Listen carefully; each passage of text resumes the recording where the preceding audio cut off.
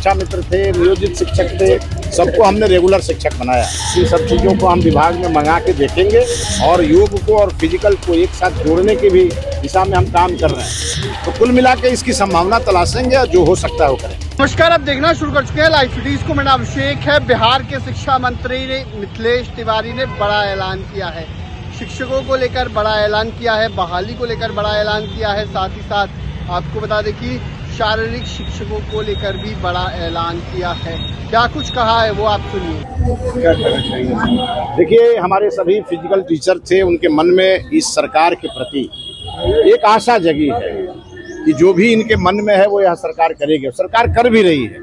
आपने देखा होगा, जो शिक्षा मित्र थे, नियोजित शिक्षक थे, सबको हमने रेगुलर शिक्षक बनाया। अब इनके मन में भी ये आशा अपेक्षा है।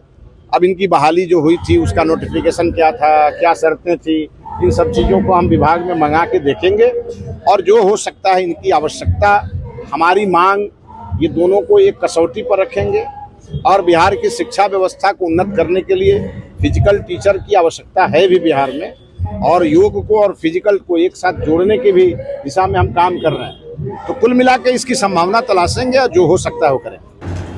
काम कितना करना है और इसके कारण समय का बड़ा अभाव है। फिर भी जब मेरे पास ये प्रस्ताव आया तो हमने कहा हम आपके बीच आएंगे, आपकी बातों को सुनेंगे, आपके मांग पर अपने विभाग में चर्चा करेंगे और जो हो सकता है वो जरूर लागू करेंगे। अब आज आप सबसे मेरा आग्रह है कि ऐसा नहीं हो कि आज ही चलाना शुरू कर दीजिएगा फेसबुक पर। अगर आज चलाइएगा तो खुद नहीं करेंगे। हम आपके हैं, आप हमारे हैं, और हमसे जो हो सकेगा वो जरूर करेंगे। करने की सीमा है। नियुक्ति हुई, किस परिस्थिति में हुई, उस समय की क्या शर्तें थी, उसको देखेंगे। अपने विभाग में उसकी आपकी उपयोगिता और क्या हो सकती है उसको जरा तलाशेंगे। आपकी योग्यता को कसौटी पर कस के विभाग की आवश्यकता को सामने रखकर फिर इस पे निर्णय लेंगे। थोड़ा समय लगेगा लेकिन निराश होने की जरूरत नहीं है। आप जो 2600 भाई बहन हैं, आपकी योग्यता का पूरा इस्तेमाल सरकार करेगी।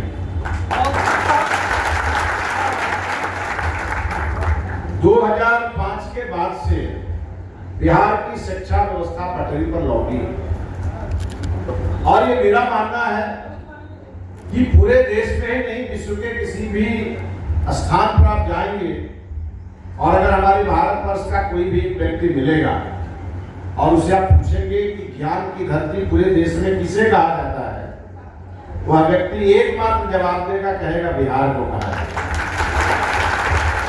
और उसके कई कारण।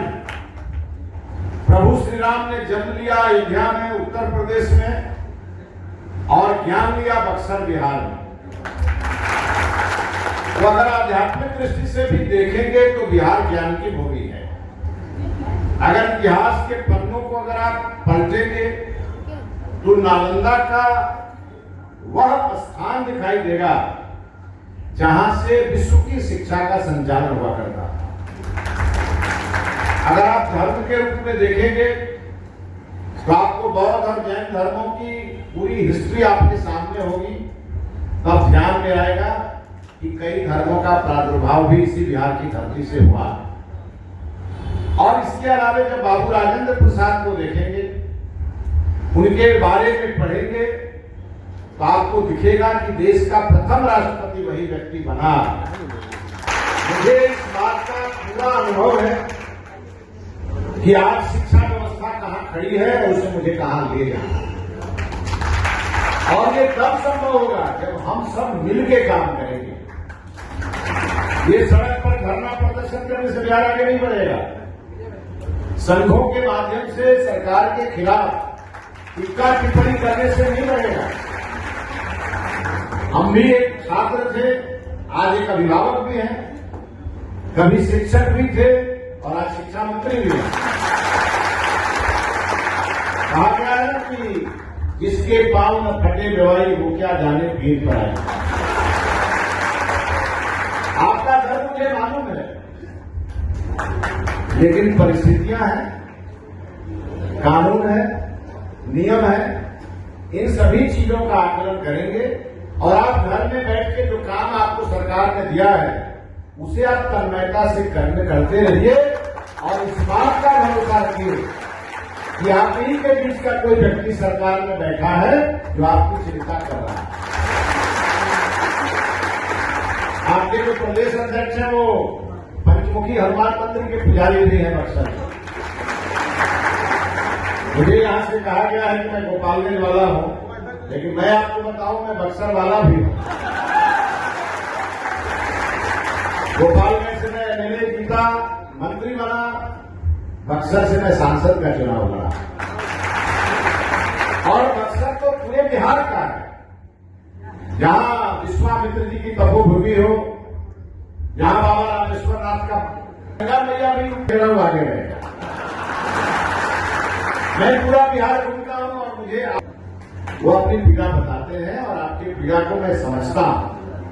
आपकी जो बेहतर शुरू में थी और आज जो है उसका भी साइज में जानता हूं, इसीलिए थोड़ा समय और दीजिए। शिक्षा विभाग के सामने कई चुनौतियां हैं, उन्हें हम ठीक करने में लगे हुए हैं। कल तक शिक्षा विभाग को अधिकारी चलाते थे, आपको अंतर लग रहा होगा कि अब समय बदला और मैं पूरी तरह प्रतिबद्धता के साथ आपके बीच में खड़ा हूं। मैं जानता हूं कि जब मैं आपके सामने आऊंगा तो आपकी ये डिमांड आएगी मेरे सामने। कभी विधानसभा में भी मैंने आपके प्रश्न को उठाया था विधायक के रूप में, तो अब तो मैं मंत्री हूं।